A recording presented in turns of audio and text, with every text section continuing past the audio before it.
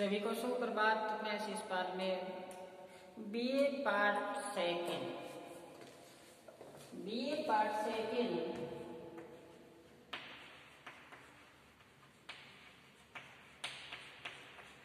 हिंदी साहित्य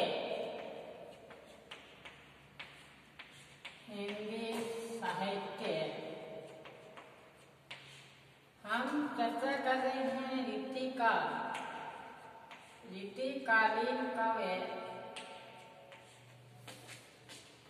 रीतिकालीन काव्य के अंतर्गत हम पढ़ रहे हैं केशव दास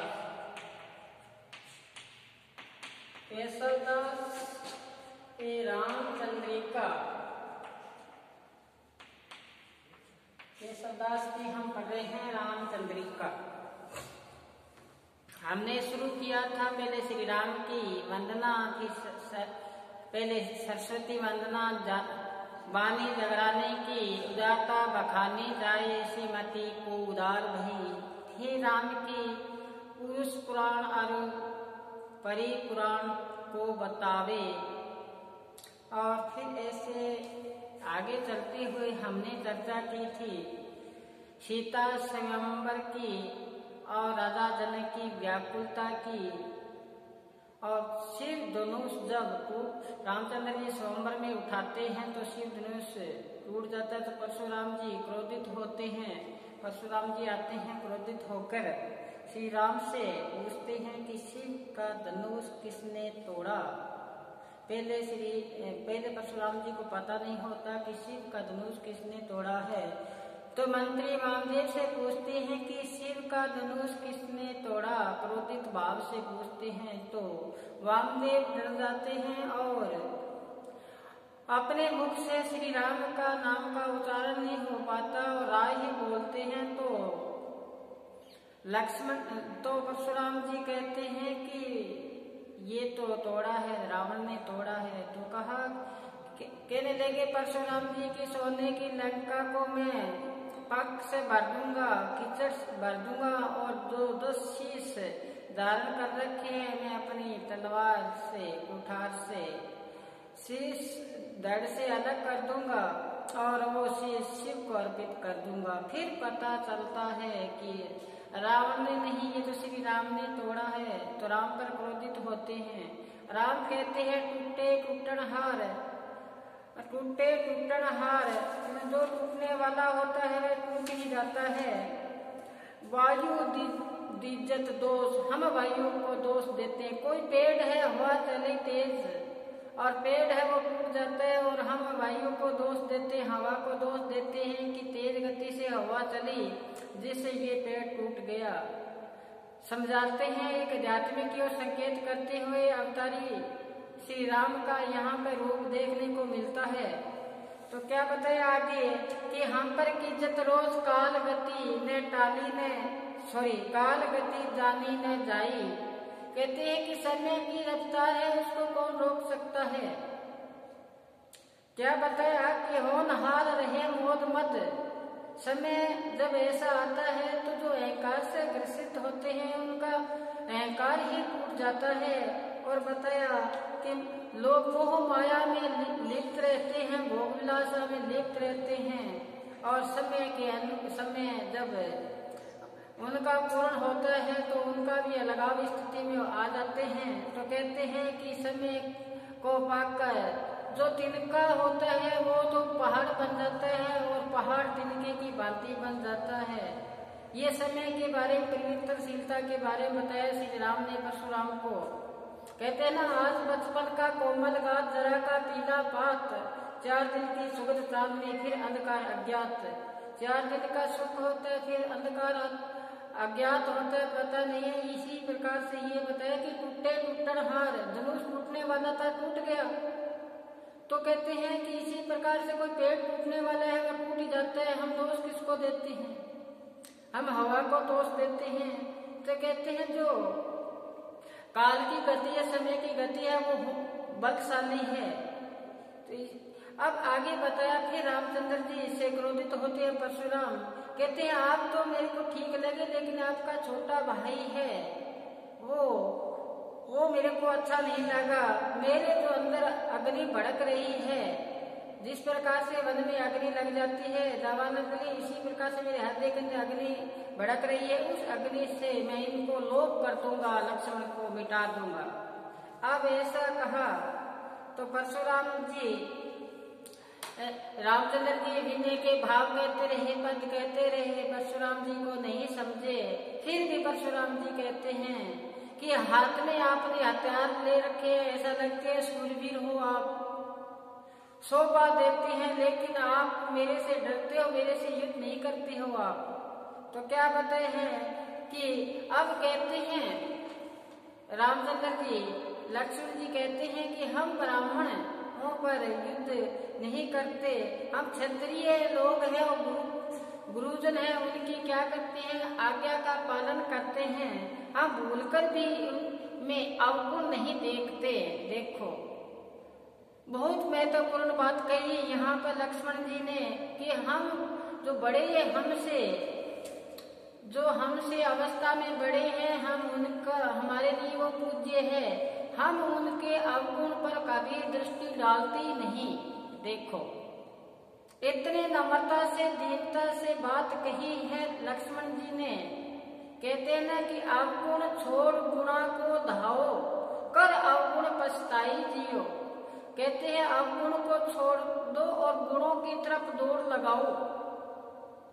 क्या करो, अवगुण को छोड़ दो, गुणों की तरफ दौड़ लगाओ, कर अवगुण पछताई जियो। मन अगर आपसे अवगुण हो ही जाए तो मन में पश्चाताप करो। ये बात कही है लक्ष्मण जी ने यहाँ पे। क्या कही है कि हम गुरुओं जो है हम उनमें अवगुण नहीं देखते। फिर कहते हैं हम अगर मान लो हम आप पर आक्रमण करते हैं तो आप गुरु के समान हो, ये 2 समय लगेगा। तो कहते हैं आपने तो आनंद की अनुभूति में अपनी माता का भी क्या कर दिया था, वध कर दिया था परशुराम जी पर। फिर व्यंग्य के साथ लक्ष्मण जी कहते हैं। अब फिर रामचंद्र जी परशुराम जी को समझाते हैं कि आप तो भानुकुल से हो, भानुकुल कमल दिनेश सुन ज्योति सकल संसार क्यों चली इन सूतन शिशुन पे दारम ज्यों दसपाल। कहते हैं कि कमल के सूर्य हे भृगवंशी, कमल के सूर्य संसार को जीत कर जो आपने यश प्राप्त किया है, परशुराम को कहते हैं कि आपने संसार को जीतकर आपने जो यश प्राप्त किया है, उस यश को हम पर क्यों थोपना चाहते हो। हम यानी हमारे शिशु पे डारत क्यों जसपाल, हम तो बालक हैं, इन बालकों पर आपका जो यश है हम पर क्यों डालना चाहते हो। कि आपने तो आपने तो ये सारे संसार को जीतकर यश अर्जित किया है, आपका यश हम बच्चों पर क्यों डालना चाहते हो। अर्थात ये रघुवंशी राजकुमार आपको क्या कर देंगे, पराजित कर देंगे। ऐसी बात चली। तो आगे फिर बताते हैं परशुराम इनकी और वामदेव की बात होती रहती है, आगे चलती रहती है। फिर आगे चले हम, आगे बताया वन में राम, कहाँ पे, वन में राम,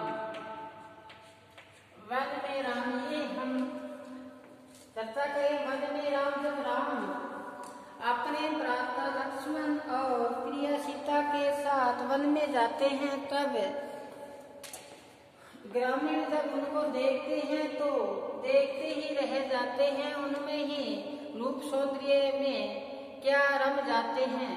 यही यहाँ बताने का कवि ने, केशवदास जी ने बताया है कि विपन मार्ग राम विराज ही। लिखे साथ में आप कहें तो क्या बताया है,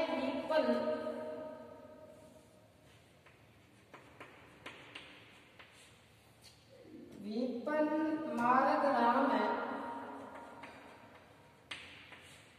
विपन मार्ग राम विराज ही, विपन मार्ग राम विराज ही, सुखद सुंदर सोदर प्रातः ही।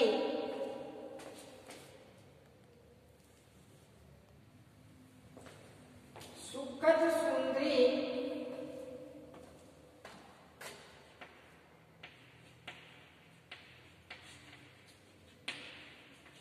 सुखद सुंदरी सौंदर्य प्राप्त ही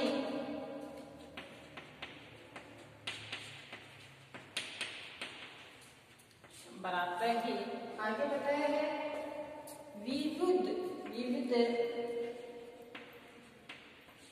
विबुध श्रीफल सिद्ध फल सिद्ध मनोफलो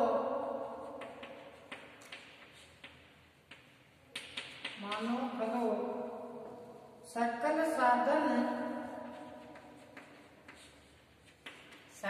साधन सीधिया ले चले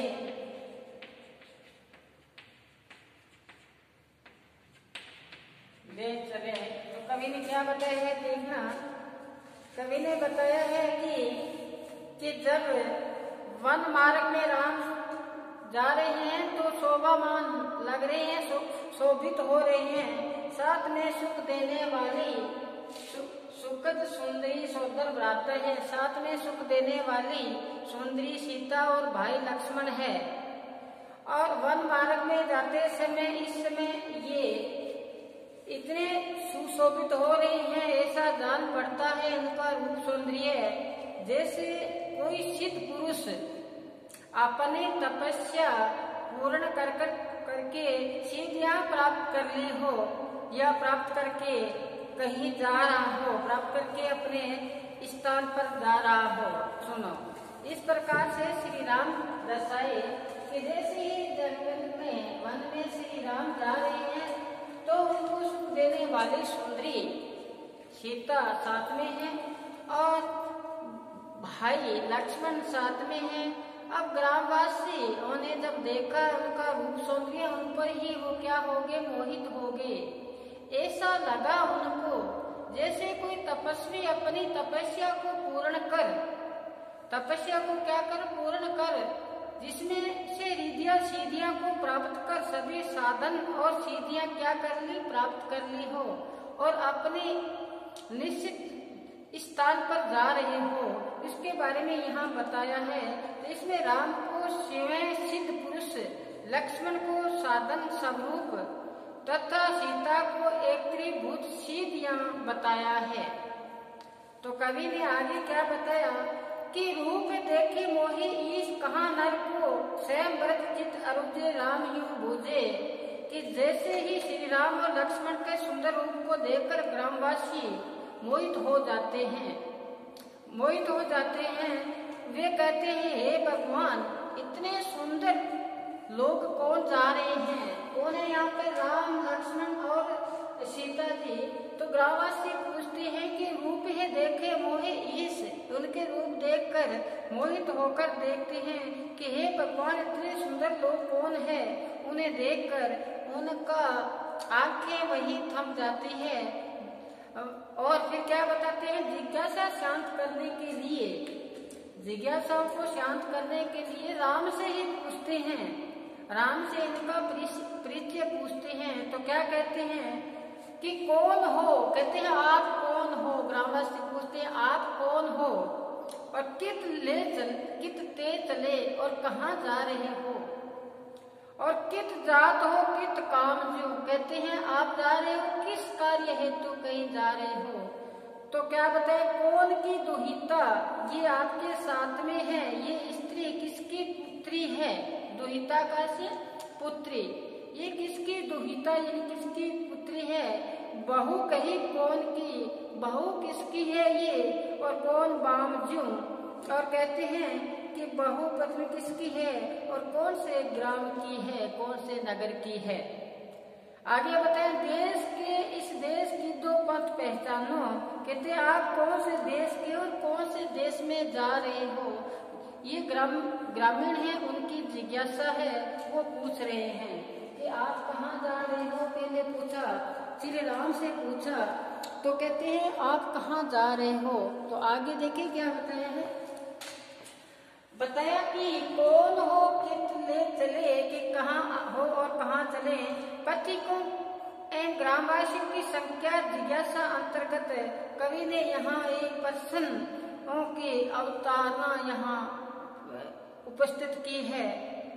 तो ये बताए कि कौन हो कित तेज चले, कि आप कौन हो, ग्रामवासी ने पूछा, क्योंकि उनकी दृष्टि है वो वहीं थम गई है। श्री राम के रूप सौंदर्य को देखकर सीता के रूप सौंदर्य वो जो बढ़ाता लक्ष्मण, तो वो ही पूछते हैं कि हे पथिक, पूछते हैं कि कहाँ से आए हो और कहाँ प्रस्थान कर रहे हो। रामचंद्र जी से पूछते हैं कौन हो कित तेज चले, आप कौन हो और कहाँ जा रहे हो।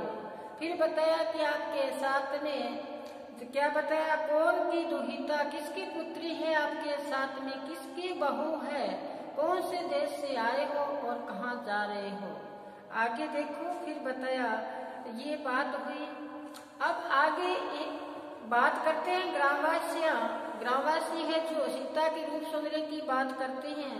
तो बताते हैं कि सीता का जो रूप सौंदर्य है वो एक सखी कहती है कि इनका जो सीता जी का मुख है वो कमल के समान स्वच्छ है। ये कमल है कि सुंदरता लिए होते, इसी प्रकार इनका मुख है। दूसरी कहती है कि ये चंद्रमा के समान आनंद की कली है, ये चंद्रमा के समान आनंद की कली यानी आनंदप्रद है। और तीसरी जो ग्रामीण महिला है वो कहती है सीता जी का मुख कमल के समान होता तो रात में सुकुचित हो जाता है, चंद्रमा के समान होता तो उनकी शोभा क्या रहती, रात को रहती है, दिन में नहीं रहती। तो जितने सीता जी के मुख है वो चंद्रमा और कमल के समान नहीं हो सकता। देखो, रूप सौंदर्य की किसी की तुलना की जाती है तो हम कमल के समान या चंद्रमा के समान करते हैं, लेकिन ये करते तो कहते हैं कि जो कमल है वो सुबह जब खिलता है और शाम को मुरझा जाता है, और चंद्रमा है उनकी आभा रात्रिकालीन रहती है, और चंद्रमा की जो पक्ष है 15 दिन पक्ष घटाव उतार रहता है, इसलिए इनकी जो उपमा है सीता की इनकी से नहीं दे सकते। तो कहते हैं सीता जी की जो चेहरे की है उपमा, उनका जो सौंदर्य तुलना तो उसके मुख से की जा सकती है, उनके मुख से की जा सकती है, जो हम उनकी तुलना करें मुख से। ये जो हम उपमान बताते हैं कमल चंद्रमा, ये तो तुच्छ है, यही कवि ने यहाँ बताया है। आगे के पद में बात और कैकेयी की बातचीत का पद आता है। भरत और कैकेयी अपनी माता और बेटा का यहाँ पे वार्तालाप संवाद है। तो देखो क्या बताया है इसमें, कहती है मातु कहाँ नृप। भरत पूछता है अपने माता जी से, भरत ने अपनी माता कैकेयी से पूछा, हे माता राजा दशरथ कहाँ है। क्या पूछे, मातु कहाँ नृप, कि माता जी हमारे पिता दशरथ कहाँ है। तो माता जवाब देती है, आगे कहती है कैकेयी कि तात के सुरलोक, कहते आपके जो पिताजी हैं वो तो स्वर्गलोक चले गए हैं, मृत्यु को प्राप्त हो गए हैं। ये छोटे से स्वांत है तो अपने एक नई क्या बताया है इसमें कर्मिकता को लिए हुए बताया है कि जब यहाँ पूछते हैं भरत अपनी माता कैकेयी से कि पिताजी कहाँ है, राजा दशरथ कहाँ है, तो कहते हैं वो तो सुरलोक चले गए, यानी कि अपने मृत्यु को प्राप्त हो गए। तो कहते क्यों सुत, कहते क्यों चले गए, तो कहते सुत शोक ले, कहते अपने बेटों का बिच्छू है सहन नहीं कर पाए, इसलिए वो अपने शरीर को त्याग दिया है। आगे पूछा कि सुत कौन सू। अब ये जो प्रश्न है करते हैं यहाँ पर भरत जी कि बेटा कौन, किसके वियोग में, सुत कौन सू। तो वो कहते हैं राम के वियोग में। तो कहते कहाँ है अभी, कहते राम कहाँ है, तो कहते हैं वन लक्ष्मण सिय समेत के, राम लक्ष्मण और सीता के साथ कहाँ गए, वन गए हैं। तो कहते वन कार्य कही, कहते वन में उनका क्या कार्य है। फिर पूछते हैं भरत जी कि वन में उनका कारण पूछते वन जाने का, तो पूछा क्या कहते हैं कि तुम वन में क्यों गए? तो कहते हैं कि केवल मोह सुख, वो वन में गए मेरे सुख के लिए। कई कहती है वन में गए तो मेरे सुख के लिए गए हैं। कहते हैं कि आपको कौन सा सुख? तो कहते हैं तुमको भरता मिले, तुमको क्या मिले? राज सिंहासन मिले भरत को। तो फिर माता को धिक्कारते हुए यहाँ भरत जी कहते हैं तो को का अपराध शीघ्र भय, तुमने जो अपराध किया है हे माता तुम्हें धिक्कार है, तुम इस कार्य को हम सब पर ही क्या कर दिया? अपराध कर दिया।